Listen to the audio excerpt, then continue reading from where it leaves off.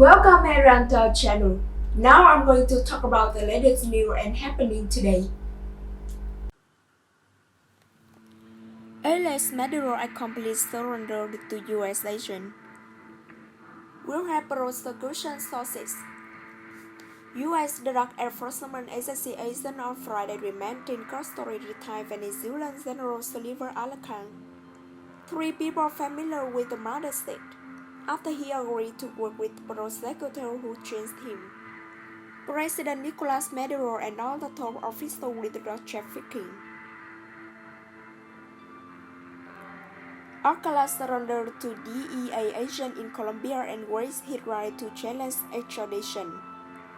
He was flown to White Place, New York from the port city of Barranquilla, where he had been living. The White House and DEA spoke a human rights question to the U.S. Department of Justice, which declined to comment. The State Department did not reply to a request for the comment. Colombia National Police declined to comment. The U.S. government on Thursday indicted Maduro, Alcala, and 13 other current and former Venezuelan officials charged on narco-terrorism. The latest escalation of the presidential campaign by U.S. President Donald Trump administration to alter socialist leader.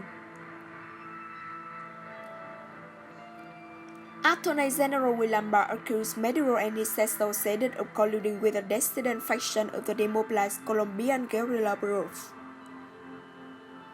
The fact to pollute the United States with cocaine.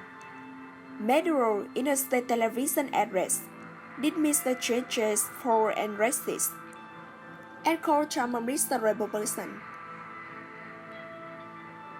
The U.S. State Department had offered a reward of up to $10 million for information leading to Alcala's arrest, while there is a reward of up to $15 million for information aiding Maduro's detention. The indictment alleged that Alcala and other top officials received replies from the France in exchange for safe passage for the cocaine shipments sent through Venezuela. Around 2008, at a meeting with Senior Socialist Party leader Diosdado Cabello and then head of the military intelligence unit, Hugo Cavazza, it was decided Alcala would coordinate drug trafficking with the front. According to the indictment, Cabello and Cavazza were both jailed too. They had previously denied accusation of drug trafficking. Alcala retired from the armed forces and Maduro took over the presidency in 2013 following his predecessor Hugo Chavez's death from cancer. Alcala later fell out with the ruling Socialist Party and fled to Colombia, from where he has publicly spoken out against Maduro and Pakistan politician leader Juan Guaido, who has taken rival claim to the presidency with U.S. support. On Thursday evening, after the indictment announcement, Alcala told the DEA over the phone that he would give himself up, one person said. In a video posted on his Instagram account on Friday afternoon, before leaving with the DEA, Alcala said, "Family, I say goodbye for a while. I face the responsibility of my action with the trust."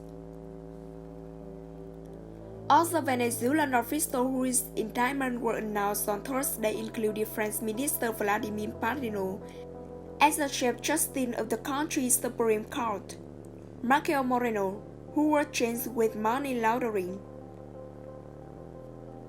One of the people familiar with Friday DEA operation said efforts had been underway to convince other individuals who had been indicted to surrender. But it was too early to say whether that would success, as like Alcala they remain in Venezuela.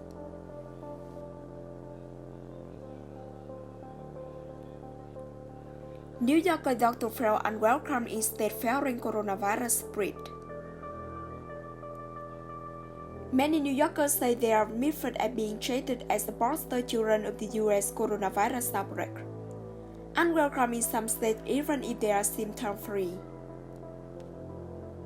This week, Rhode Island, Florida and West Virginia appear to roll up the welcome march to residents of the Empire State. Rhode Island went as far as to post state chopper at its border to stop cars with a New York license plate, requiring occupants to go into quarantine if they intend to stay. How is it fair?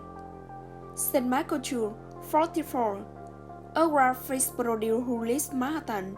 I mean, this thing is already everywhere. There are more than 100,000 confirmed cases of the coronavirus spread throughout the 15 US states. But New York is among the hardest hit, with 44,000. Chu says she does not feel her zip code should make her feel like a barrier. I know people are worried, but this should be based on the whether they're sick or not, she said. For all we know, everyone's already exposed. I don't see how that happened. Florida Governor Ron DeSantis earlier this week issued an executive order that required New Yorkers and other passengers arriving at Florida airports from New York to self-isolate for 2 weeks. It was unclear how long the order would be in place. West Virginia Governor Jim Justice said on Friday some people were coming to his state to get away from the real big-time issues where they are. He said it was essential that anyone coming to his state, especially those from New York, go into quarantine for 14 days. It was not immediately clear how that was going to work, however. The strictest order came on Thursday, with Rhode Island Governor Gina Raimondo requiring anyone from New York who intends to stay in her state to self-quarantine for 14 days. Even those who are feeling fine, motorists who say they are just passing through are allowed to process.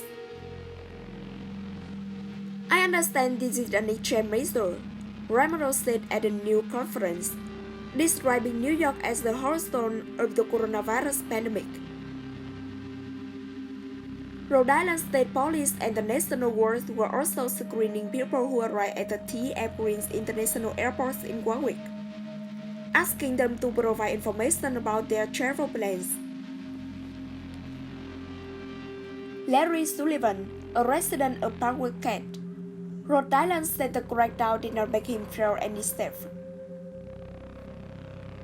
I saw all the chopper out this morning on I-95, said Sullivan, a 55-year-old computer security specialist. I'm in Connecticut today, but what if I was in New York? They wouldn't stop me. Am I less dangerous? Bessie Ashton, 75, who lives in New York Greensboro, said the blanket approach that some state taking was not fair. It's exhausting to say that we, just because we happen to live here, are likely to be careless. She said, "We are not contaminated."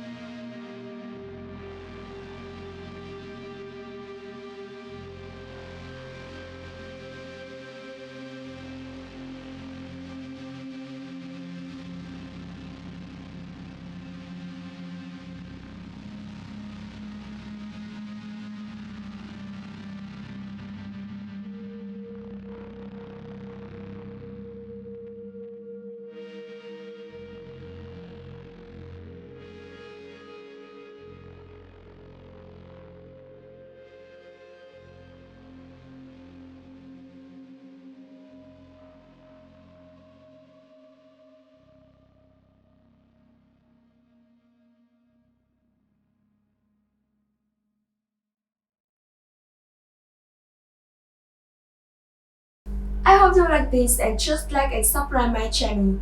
Thank you for watching and see you later in the next video.